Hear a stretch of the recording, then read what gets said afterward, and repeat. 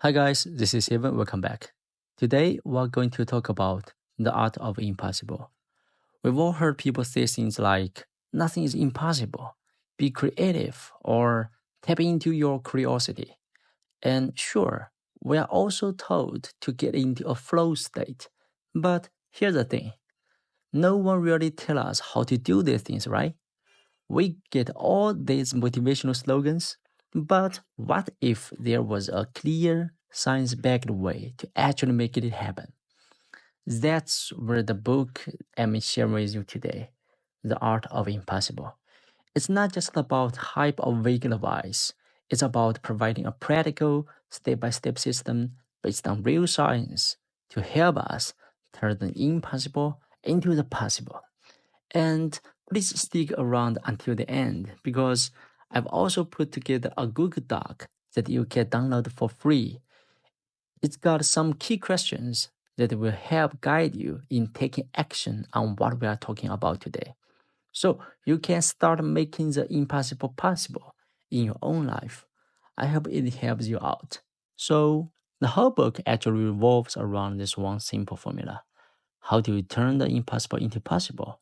It comes down to this: motivation times learning times creativity times flow. That's it. These are the four key elements. And the idea is that when you combine them, that's when you can start doing things you once thought were impossible. In the next few sections, we're going to break down each of these four parts: motivation, learning, creativity, and flow. And I will show you how they all fit together to form a powerful system. By the end, you have a clear understanding of how this works and how you can use it in your own life. Let's talk about motivation. The first and the most important step in turning the impossible into possible. The truth is, there are two types of motivation: internal and external. External motivation is all about rewards, recognition, or pleasure from others.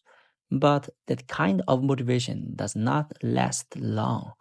What really drives us forward in the long run is internal motivation.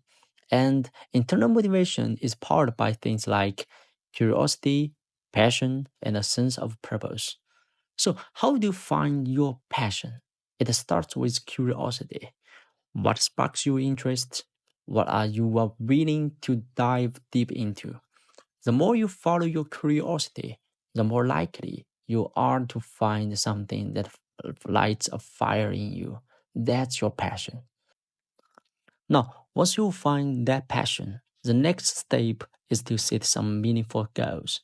And in The Art of Impossible, Steven Kotler explained that there are three types of goals you need to focus on, each serving a different purpose in helping you achieve the impossible. The first type is what Kotler calls massively transformative goals, which is MTG. These are the big, world changing dreams. Think about things like ending world hunger, eradicating poverty, or protecting biodiversity. These goals are massive, and while they might seem impossible right now, they give you a clear sense of purpose and direction. There's a why behind everything you do. Even if you don't achieve them in your lifetime, they give your life and work meaning. Next, we have high hard goals, which is HHG. These are the big steps that will eventually lead you toward your MTG. There's a long-term, challenging goals that will take years to accomplish. For example, becoming an expert in a field, launching a major project, or mastering a difficult skill. These goals require dedication and long-term planning, but there's milestones on the way to achieving your bigger vision. Finally, there are the clear goals. These are the actionable, short term goals that you can start working on right now. They are specific, measurable, and achievable. Basically, your SMART goals. Clear goals are the ones that help you stay on track daily and give you a sense of progress as you work toward those high hard goals. So, by combining all three types of goals, your massively transformative goals, your hard goals, and your clear goals. You can create a roadmap, then turn the impossible into something that you can actually achieve step by step. Motivation is the foundation, but with the right goals in place, you have a clear path to follow. Every day, you will feel like you are moving closer to something meaningful, and that's what keeps your motivation alive and strong. Let's dive into the second key element for making the impossible possible: learning. In today's world, learning is something we need to do constantly. It's what will help us adapt and take on new challenges. In The Art of Impossible, Steven Kotler outlines a simple five-step process for learning deeply. Number one, read 5 books on the subject for a broad perspective. Number two, treat yourself like an idiot. Always be humble about how much you don't know. Number three, explore the blank spots. Actively seek out what you are missing. Number four, ask questions constantly to fuel. Number four, ask questions constantly to fuel your curiosity. And number five, find the narrative structures, which means connecting ideas into a bigger story helps retention. But it's not just about learning, it's about retaining the knowledge. A coder also suggests note taking techniques to organize what you've learned. The first technique is to track historical narratives. One of the most effective ways to deepen your understanding of a subject is to follow the historical evolution of the concepts you are studying. But why does this work? Kotler explains that by checking how an idea or theory has developed over time, you're not just memorizing isolated facts, you're connecting the dots of a broader story.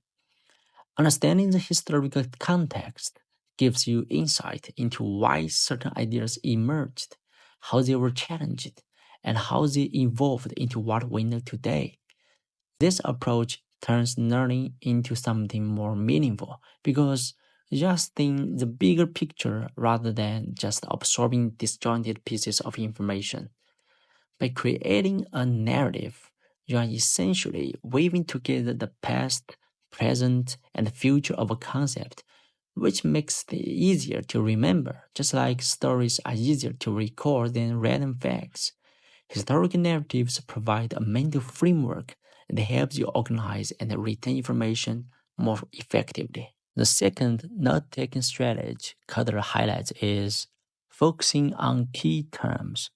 Every field has its own specialized vocabulary, its own language, and learning these terms is essential for mastering their subject. But why is this so important? Kotler argues that understanding the key terminology of a field is not just about memorizing definitions. It's about mastering the concept that those terms represent. Often, the biggest obstacle to learning a new subject is the unfamiliarity with the jargon. When you understand and can use these terms fluently, you're no longer an outsider to that field. You are able to engage with the material at a deeper level because you are speaking the language. Let's go back to reading. Why invest the time in reading? Kotler explained that the return on investment is huge. 3 minutes for a blog gives you 3 days of the author's work. 20 minutes for an article gives you 4 months of research. 5 hours of a book gives you 15 years of expertise. So, deep reading is a game changer. You are fast tracking your learning by leveraging the knowledge of experts. Finally, a growth mindset is crucial. It's a belief that you can always improve with effort and the right approach. Whether you are diving into new topics or reaching for flow, remember, learning is a journey toward making the impossible possible. Now, let's talk about creativity, the third key element in making the impossible possible. One of the biggest misconceptions about creativity is that it's some kind of natural talent. something you are either born with or not. But that's not true. As Steven Kotler explains in The Art of Impossible, creativity is a skill, and like any other skill, it can be developed through practice. So, how do we become more creative? One of the most powerful ways to do this is by thinking across disciplines. Creativity often happens when you take ideas from one field and apply them in a completely different context. It's about connecting the dots between things that don't seem related at first, but together they sparkle something new. So don't just stay in your lane, explore other fields, learn from different industries, and see how you can bring those ideas back into your work. Another key factor in boosting creativity is the flow state. We've already talked about flow when it comes to learning, but it's just as important for creativity. When you are in flow, your brain enters a state of deep focus where new ideas and solutions can come together naturally. This is when some of the most creative breakthroughs happen. To tap into this, set yourself up for deep work. Eliminate distractions, create a clear goal, and challenge yourself just enough to stay engaged. But here's something important: creativity is not just about inspiration, it's about practice. Just like with any other skill, you need to train your creativity. That means brainstorming regularly, experimenting with new ideas, and most importantly, learning from failure. Because failure is not the opposite of success, it's part of process. The more you experiment and try new things, the more you will fail, but also the more you will grow. And finally, don't forget to practice creativity intentionally. Set aside time every day or week to work on creativity tasks, whether it's writing, drawing, brainstorming, or solving problems in new ways. The more you make creativity a habit, the more natural it becomes. In short, creativity is a skill anyone can build. By thinking across disciplines, setting yourselves up for flow, embracing failure, and practicing intentionally, you can unlock your creative potential and make the impossible possible. We've talked about what flow feels like and how to trigger it. But now let's dive a little deeper into what's happening in your brain when you're in a flow state. In The Art of Impossible, Steven Kotler explained flow from a neuroscience perspective, breaking it down into four key areas: neurostructures, brain networks, neuroelectricity, and neurochemistry. First, let's look at neurostructures. In flow, the activity in your prefrontal cortex, the part of your brain responsible for self awareness, decision making, and time perception, actually decreases. This is why in flow you often lose track of time and feel like you are completely immersed in the task at hand.